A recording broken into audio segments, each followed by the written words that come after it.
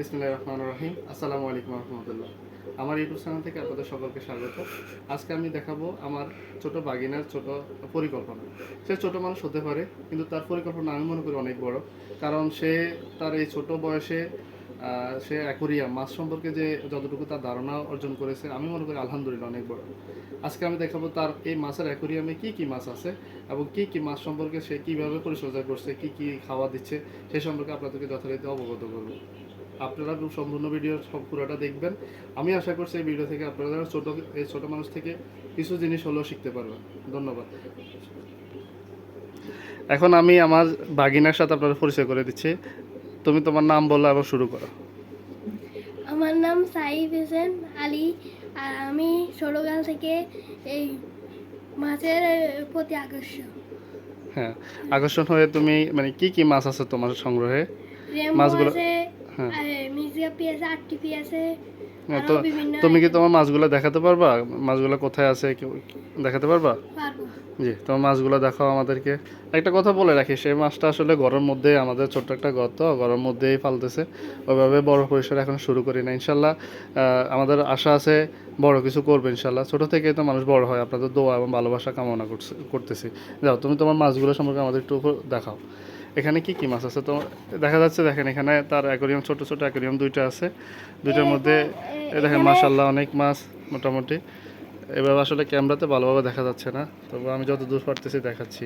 জি বলো, এই যে মাছগুলো কি কি মাছ আছে এখানে? এখানে মির্জাপি, হাইমিক্স, আরটিপি, আরটিপি প্লাটি, মলির আরটিপির মিক্স ফোরি, তারপরে এটা হচ্ছে মিক্স আরটিপি। আচ্ছা আচ্ছা, হ্যাঁ আরেকটা অ্যাকোরিয়াম দেখা যাচ্ছে। এখানে কি কি মাছ আছে এখানে রেমবো। মাশাআল্লাহ অনেক সুন্দর অ্যাকোরিয়ামটা সাজানো, অনেক সুন্দর। তার প্ল্যান্টটা অ্যাকোরিয়ামের ভিতরে যে প্ল্যান্টটা অনেক সুন্দর দেখাচ্ছে। আর অনেক শিম্প আছে।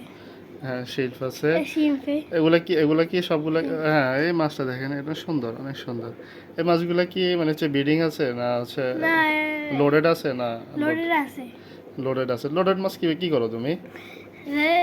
আমি বিট করে। হ্যাঁ, একটু সামনে আসো। লোডেড মাছগুলো তুমি কি করো? তোমার দেখে তুমি বলো। হ্যাঁ, লোডেড মাছগুলো তুমি কি করো, কিভাবে প্ল্যান করো? ওই একটা এখন ছোট্ট অ্যাকুরিয়ামে বেড়া মেল ফিমেল মিলিয়ে এখানে রাখলে, আলাদা করে রাখলে একটা একটা গাপ্পি মাছ, এক জোড়া গাপ্পি মাছ থেকে তুমি মানে কতগুলা গাপ্পি মাছ তুমি বা হচ্ছে পাও তুমি? কতগুলো আসে লোডে থাকলে? 45 পিস, 30 পিস। তা আলহামদুলিল্লাহ অনেক বড়। এই গাপ্পি মাছগুলো আসলে চাহিদা কেমন বাজারে? অনেক চাহিদা। তুমি কিভাবে সংগ্রহ করছো মাছগুলা? আমি খুলনা থেকে আনছো। দেখেন আসলে এই ছোট বয়সে সে যে মানে এত বড় একটা রিস্ক নিছে, খুলনা থেকে মাছ সংগ্রহ করছে, এটা আসলে অনেক প্রাপ্তির বিষয়।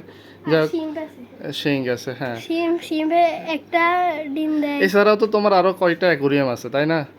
ওগুলাতে কি মাছ আছে যদি একটু দেখাতো? দেখাবা আমাদেরকে, দেখাবা? ওই দেখেন এই পাশে আসলে ছোট করে করা একটা টি টেবিলের উপরে একটা হচ্ছে, এগুলো কি বলে? ককশিট আছে একটা। এখানে আছে। এখানে কি কি মাছ আছে? এগুলো কি মাছ? রেড ড্রাগন, অনেক সুন্দর, অনেক কিউট মাশাআল্লাহ।